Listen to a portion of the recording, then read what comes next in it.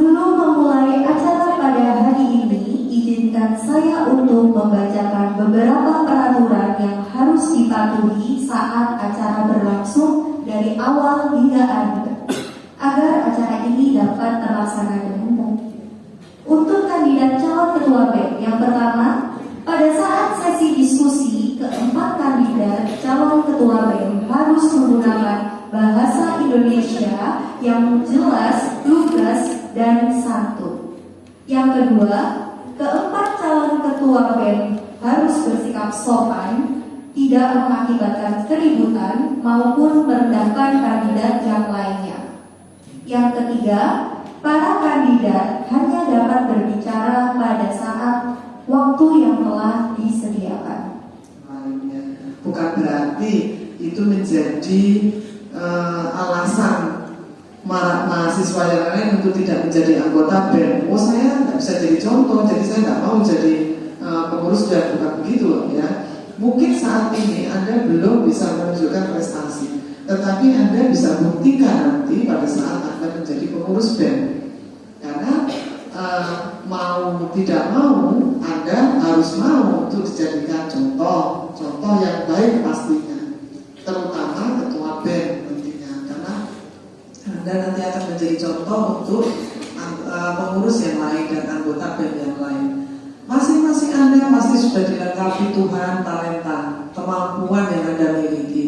Kembali lagi tergantung bagaimana Anda bisa mengembangkan kemampuan yang sudah diberikan Tuhan itu untuk diri Anda dan untuk orang-orang yang ada di sekitar Anda.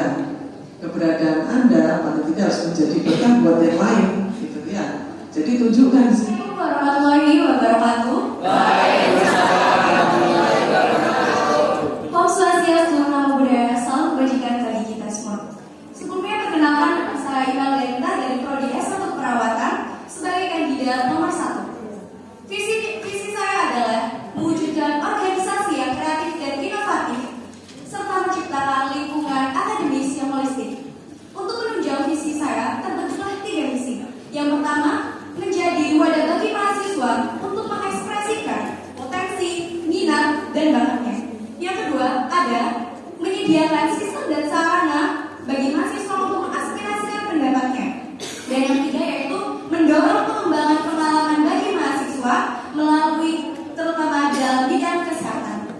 Lalu, untuk menunjang visi dan misi saya terbentuklah 3 program kerja. Yang pertama, ada Klasmit berupa pekan olahraga, yaitu yang akan diadakan pada 10 November.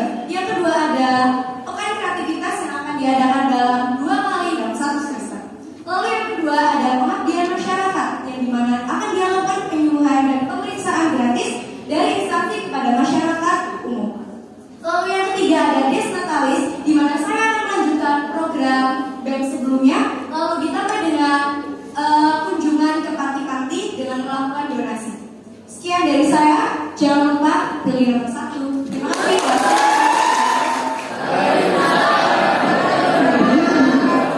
Selamat sore semuanya. Di sini saya memiliki visi dan misi. Untuk visi saya menjadikan BEM Stikes Adi Wisada sebagai wadah penerima aspirasi mahasiswa, juga menciptakan BEM sebagai organisasi yang jujur, adil, disiplin dan berakhlak mulia dalam lingkup masyarakat maupun kampus. Untuk misi saya yang pertama, mahasiswa membuka diri terhadap masukan yang diberikan mahasiswa demi pengembangan diri BEM Stikes Adi Wisada yang lebih baik untuk kedepannya. Yang kedua, mengadakan kegiatan sosial di lingkungan sekitar kampus untuk memberikan kemudahan akses mahasiswa dalam meningkatkan empati dan kepekaan sosial. Yang ketiga, mengoptimalkan dan memfasilitasi potensi mahasiswa Stikes Adi Wisada dalam pengembangan karakter keilmuan dan minat bakat serta kontributif, apresiatif, dan tepat sasaran dengan semangat kolaboratif. Selamat sore semuanya. Baik.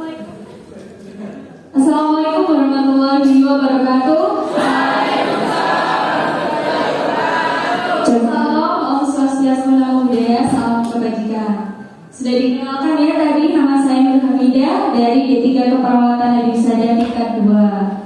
Oke, saya sebagai calon ketua BEM periode 2024-2025 dengan nomor urut 3. Di sini saya memiliki visi dan misi. Yang pertama, visi saya yaitu menjadikan BEM Stikes Adiwisada menjadi organisasi yang cerdas. Cerdas itu singkatan C. Kreatif, E. Edukatif, R. Religius, D. Disiplin, A. Amanah, dan S. Sopan. Lalu terdapat beberapa yang akan dijalankan nantinya. Pertama yaitu menyediakan dan mengembangkan latihan kepemimpinan. Lalu yang kedua, melibatkan mahasiswa dalam pelayanan masyarakat. Lalu yang ketiga, mendorong keunggulan akademik mahasiswa Stikes Adiwisada Surabaya. Dan yang keempat yaitu mempertahankan BEM Stikes Adiwisada dalam rasa kebersamaan dan kerja tim yang kuat. Lalu dari beberapa misi tersebut tentunya akan ada program yang dijalankan nantinya. Yang pertama yaitu mengembangkan keterampilan kepemimpinan yang nantinya akan ada latihan dasar kepemimpinan untuk mahasiswa baru. Lalu yang kedua, melibatkan mahasiswa dalam pelayanan masyarakat yang nantinya akan ada seperti cek kesehatan dan bakti sosial, lalu ada peduli desa, dan yang mendukung kegiatan sosial. Dan yang ketiga yaitu mendorong keunggulan akademik mahasiswa yang nantinya akan ada program seperti Career Development Program atau yang disingkat dengan CDP, yang nantinya di dalamnya akan ada pelatihan bagaimana sih menjadi perawat, bagaimana sih menjadi administrasi rumah sakit yang baik, yang benar, dan dengan mengundang narasumber-narasumber dari alumni maupun dosen. Dan yang keempat itu sendiri yaitu mempertahankan BEM Stikes Adiwisada dalam rasa kebersamaan yang nantinya akan ada evaluasi mingguan ataupun bulanan seperti itu. Jadi dalam 4 misi tersebut tentunya akan ada beberapa program nantinya. Begitu, itu saja yang saya sampaikan. Mohon maaf apabila ada salah-salah kata. Sekian, wassalamualaikum warahmatullahi wabarakatuh. Salam pemuda. Warahmatullahi wabarakatuh.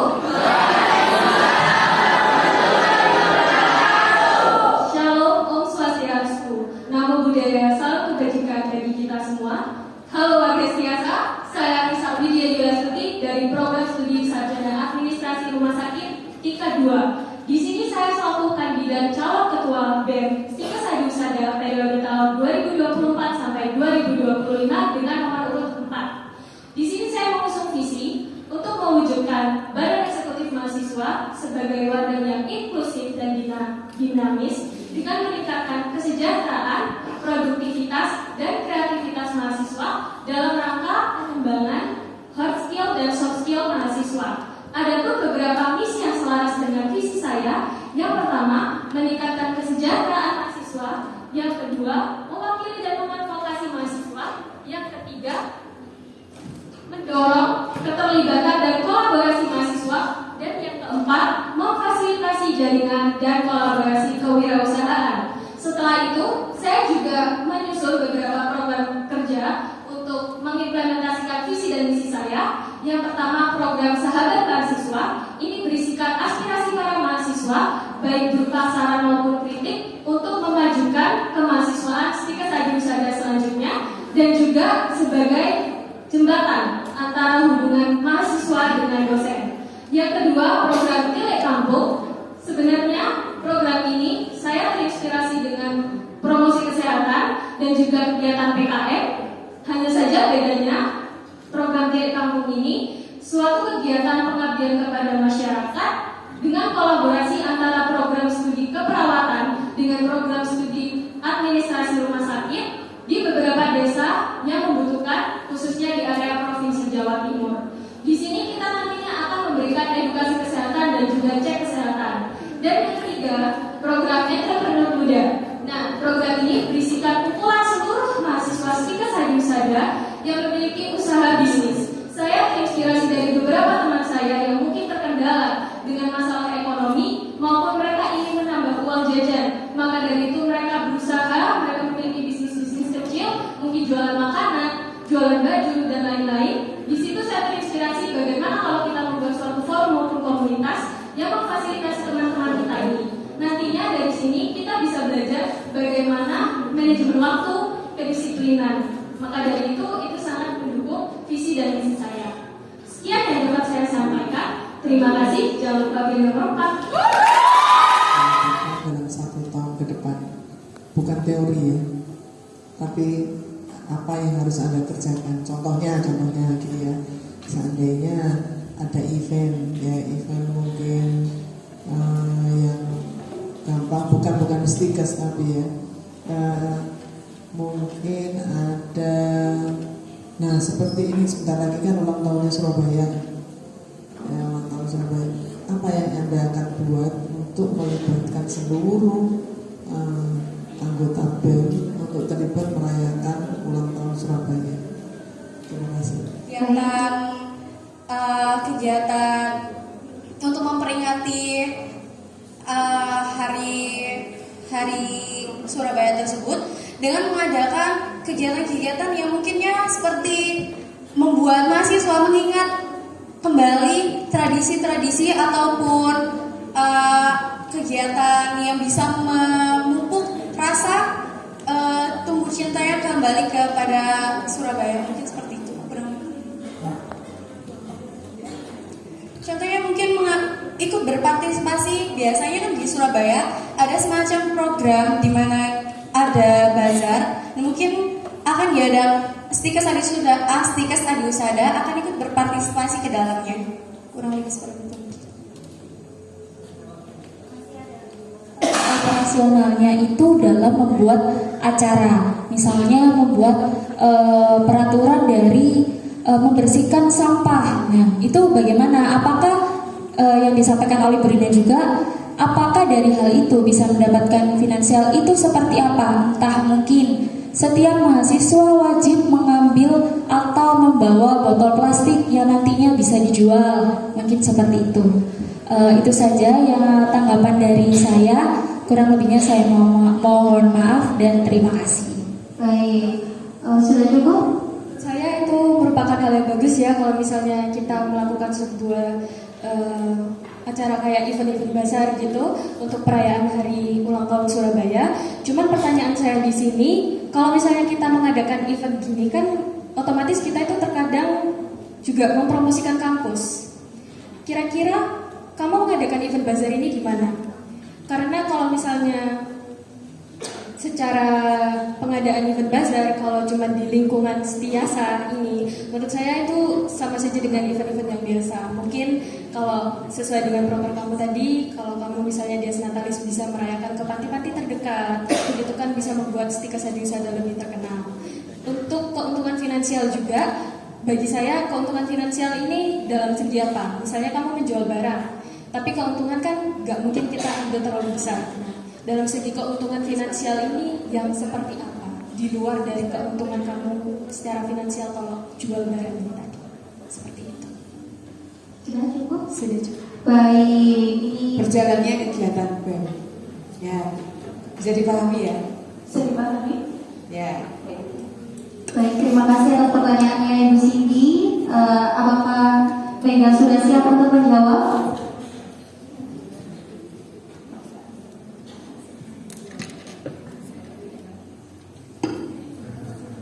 Waktu yang diberikan 2 menit bisa dimulai dari sekarang. Perusahaan atau organisasi yang memiliki visi dan misi yang sejalan dengan kegiatan yang dilakukan. Terus selanjutnya menjelaskan secara rinci tentang kegiatan yang dilakukan termasuk tujuan, manfaat, target, serta jadwal serta anggaran yang dibutuhkan. Terus menampilkan data atau statistik yang mendukung keberhasilan kegiatan-kegiatan yang dilakukan BEM sebelumnya, dan menunjukkan bahwa BEM memiliki komitmen yang tinggi dalam melakukan kegiatan dengan baik, serta mengirim proposal ke sponsor ke sponsor lengkap dengan dokumentasi dan pencapaian yang telah diraih. Terima kasih. Oke. Pendapat yang disampaikan oleh kandidat nomor 2. Tapi menurut saya sebelum kita memfokuskan ke perusahaan sponsor siapa yang ingin kita ajak kerjasama atau tentang penyusunannya, kita harus lebih mengutamakan brand kita sendiri. Gimana sih caranya supaya perusahaan ini tertarik kepada kita? Nah, jadi menurut saya hal yang paling pertama yang harus dilakukan adalah membangun brand image kita sendiri, di mana nantinya akan membuat sponsor atau perusahaan lain tertarik untuk bekerja sama dengan kita. Cukup sekian dari saya. Sudah cukup? Baik, terima kasih atas tanggapannya. Bagus sekali ya pendapat dari kandidat nomor 2. Tapi di sini kan saya menanggapi. Jadi untuk mencari sponsor tentunya kan betul juga yang disampaikan oleh kandidat nomor 1 harus membranding. Nah, itu bagaimana caranya membranding Stikes Hadiusada Surabaya untuk dipandang oleh lembaga yang berwenang, lembaga yang sesuai.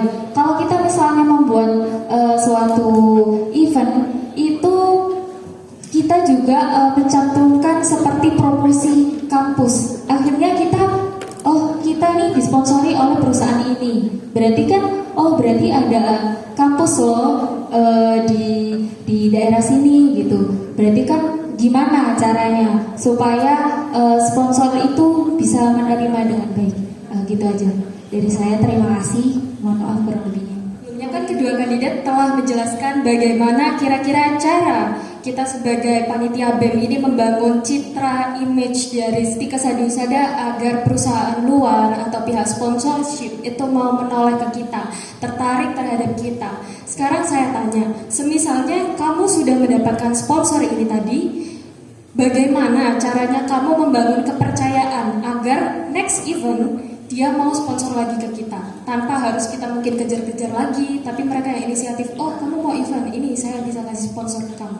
Kira-kira bagaimana cara kamu untuk meningkatkan kepercayaan itu agar kerjasamanya tetap terjalin dengan pihak sponsorship? Terima kasih.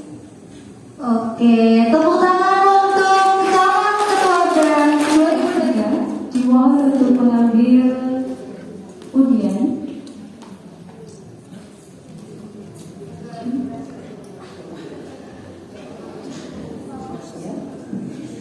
Semoga bisa jawab pertanyaan ini dengan singkat, padat, jelas ya, dan yang pasti implemented ya.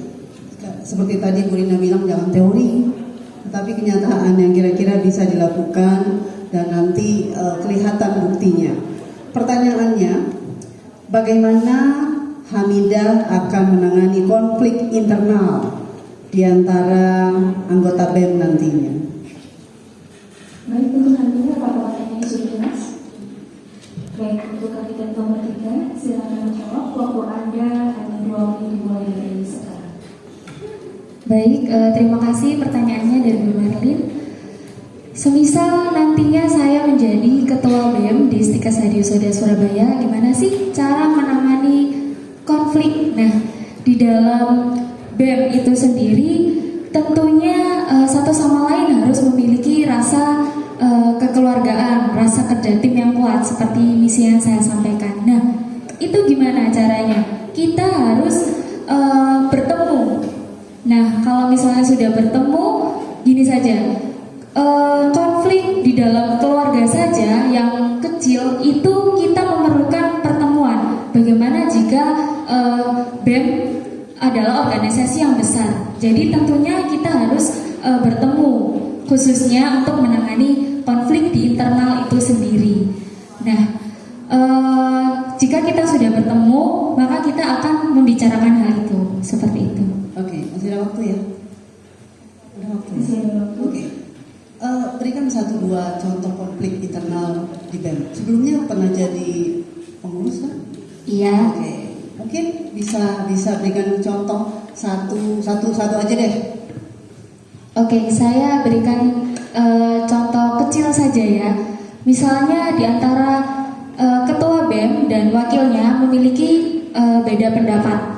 Nah, gimana caranya dalam menangani Kalau misalnya dalam wakil dan ketua memiliki konflik, maka tentunya pengurus lain harus segera memberikan inisiatifnya untuk menjadi penengah, untuk menjadi mempertemukan satu sama lain, seperti itu. Kalau misalnya teman-temannya ini tidak memiliki inisiatif, lah bagaimana menyelesaikan hal itu? Nah, tentunya berarti menjadi seorang ketua dan wakil itu tidak mudah. Nah, oleh karena itu pengurus-pengurusnya diharapkan inisiatif untuk hal konflik internal seperti itu. Terima kasih. Baik, terima kasih untuk jawabannya. Dan masing-masing kandidat bisa menanggapi jawaban dari kandidat nomor 23 dimulai dari kandidat nomor urut pertama. Silakan. Baik, menurut saya realisasi dari contoh konflik yang sudah terjadi di dalam BEM itu sudah menjadi contoh yang sangat bagus dan mungkin sudah kita ketahui jawabannya seperti apa. Namun selain jika konflik sudah terjadi sekali, otomatis kita akan mengoptimalkan bagaimana sih konflik itu supaya tidak terulang lagi di masa depan. Yang dimana menurut saya sendiri untuk mencegah terjadinya tersebut kita harus mengupayakan apabila ada ide atau apabila ada pendapat diucapkan secara terbuka dan transparan agar menghindari kesalahpahaman atau konflik itu timbul lagi di masa depan. Menurut saya seperti itu. Terima kasih. Di sini saya mau menambahkan untuk pembangunan tim yang baik itu sebaiknya kita memberikan penghargaan dan apresiasi kepada anggota tim yang bersikap, yang memiliki sikap jujur dan kerjasama yang baik. Terima kasih. Baik, terima kasih. Untuk kandidat nomor 4, silakan memberikan tanggapannya. Baik, kalau menurut saya tadi kan sudah dijelaskan bagaimana cara pengoptimalan konflik ini agar tidak terjadi lagi dan juga tentang kerjasama dan kejujuran maupun apresiasi. Kalau menurut saya pribadi, saat konflik ini terjadi, semisalnya tadi dicontohkan ketua dengan wakil, seringkali kita ketahui baik di organisasi maupun di luar organisasi, suatu konflik ini tidak tuntas penyelesaian masalahnya. Kira-kira bagaimana rencana Anda, bagaimana cara Anda agar konflik ini dibahas sampai tuntas, diselesaikan? Bahkan menurut saya, seperti yang kandidat pertama katakan, kita pasti membutuhkan kegiatan evaluasi sebagai sebuah rencana bagaimana agar konflik ini tercegah, tidak terulang kembali di masa depan. Sekian, terima kasih. Apa demi BEM Setiasa. Terima kasih. Baik, untuk kandidat nomor 4, apakah sudah siap dijawab? Siap. Baik, waktu Anda saya berikan 2 menit saja, mulai dari sekarang. Yang pertama pastinya media sosial BEM Setiasa ini harus menyebarkan informasi-informasi yang informatif, kreatif dan juga menarik bagi para mahasiswa maupun pembaca yang membaca. Lalu yang kedua, saya ini berharap bahwasannya nanti media sosial BEM Stikes Adi Husada bisa menciptakan suatu ruang interaksi Ibu bagi para mahasiswa. Jadi di sini mahasiswa bisa berinteraksi dengan admin dari pemilik Instagram ini yang megang. Jadi mungkin bisa melewati kuis, live session ataupun pertanyaan tanya jawab. Selanjutnya yang pasti untuk cara promosi, jadi di sini akun media sosial BEM itu bisa menunjukkan potensi dan juga pencapaian apa saja yang telah dilakukan oleh BEM sehingga bisa menarik peminat dari luar. Semisalnya pun kita ada event-event, kita bisa menarik sponsorship, kita bisa menarik orang-orang dari luar agar mengetahui, wah ini loh ada namanya kampus Stikes Adi Husada. Dan yang terakhir berkenaan tentang promosi juga, yang pasti untuk meningkatkan branding. Menurut saya meningkatkan branding dari Stikes Adi Husada ini bisa melewati 2 cara Ibu. Yang pertama kita mengupload konten-konten yang edukatif, menarik dan informatif.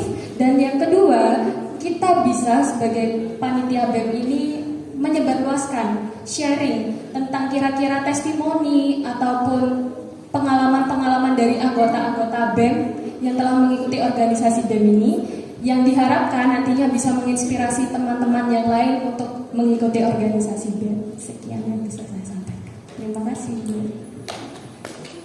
Baik, Sudah cukup ya? Bagus. Dijelaskan bagaimana supaya insight Instagram itu lebih dijangkau oleh orang-orang, menarik, informatif, dan relevan. Nah, menurut saya sendiri, kalau hanya sekedar menarik, gimana sih strateginya supaya orang itu mau berkunjung ke Instagram kita? Entah itu dari segi desain feeds-nya ataupun isi dari video-video kontennya tersebut. Nah, itu bagaimana caranya? Apakah kita akan membentuk suatu tim untuk mengurus Instagram ini agar terlihat menarik atau bagaimana? Baik, terima kasih. Baik, untuk selanjutnya kandidat nomor urut 3 bisa memberikan tanggapan. Mungkin saya cuma Mulai menambahkan dari sekarang. dari kandidat nomor 1 untuk cara yang fleksibelnya, kita itu membuat jadwal posting misalnya 3-4 minggu sekali, jadi anggota yang melihat itu tahu kapan acara atau kegiatan-kegiatan di-upload. Terima kasih. Untuk kandidat nomor urut 3 bisa menanggapi. Waktu Anda diberikan 1 menit dimulai dari sekarang. Baik, bagus sekali ya Kak Anissa pendapatnya. Memang media sosial ini perlu dimaksimalkan dengan baik. Namun menanggapi juga dari kandidat nomor 1, gimana sih cara memaksimalkan? Selain bagaimana caranya memaksimalkan dan apakah kita bisa memahami konten yang disampaikan itu apakah sudah dilakukan oleh mahasiswa itu sendiri, jangan-jangan hanya sekedar konten seperti itu. Terima kasih. Untuk Anissa kurang lebihnya mohon maaf.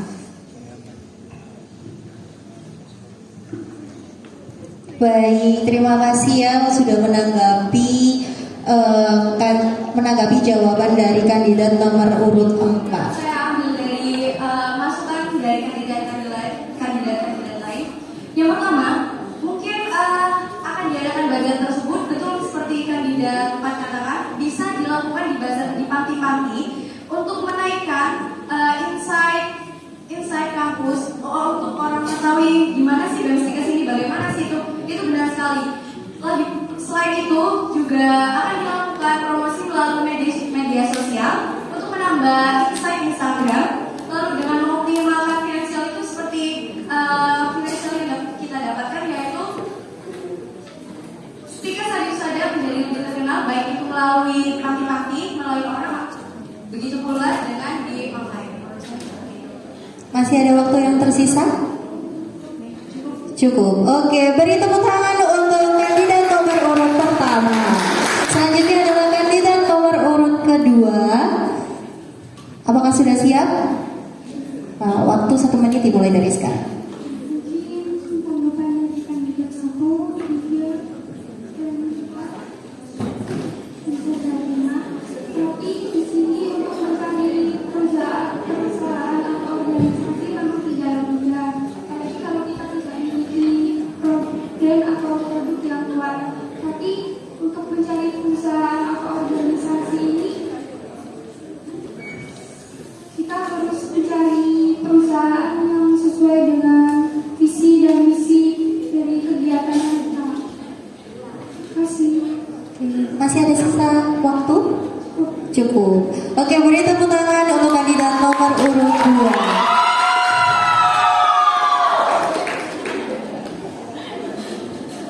Selanjutnya adalah kandidat nomor urut yang ketiga, bisa menyampaikan closing statement-nya, diberikan waktu 1 menit, bisa dimulai dari sekarang.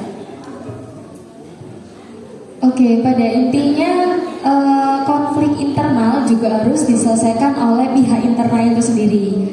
Nah, gimana caranya biar masalah itu tuntas, biar cepat selesai?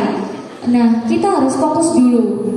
Kita harus memprioritaskan mana yang lebih penting. Kita tidak bisa melaksanakan suatu program jika di internal tersebut terdapat masalah. Jadi kita bahas dulu masalah itu sampai tuntas, dibicarakan apa perlunya, bagaimana baiknya. Seperti itu. kurang lebihnya. Terima kasih. Closing statement yang sangat bagus ya. Mana untuk pendukungnya Hamidah? Untuk selanjutnya, kandidat nomor urut 4 bisa menyampaikan closing statement-nya dimulai dari sekarang. Baik, sebelumnya terima kasih atas tanggapan dari para kandidat. Sangat melengkapi apa yang ingin saya katakan. Jadi pastinya media sosial ini merupakan suatu tantangan besar karena ya orang-orang luar pasti kalau mau melihat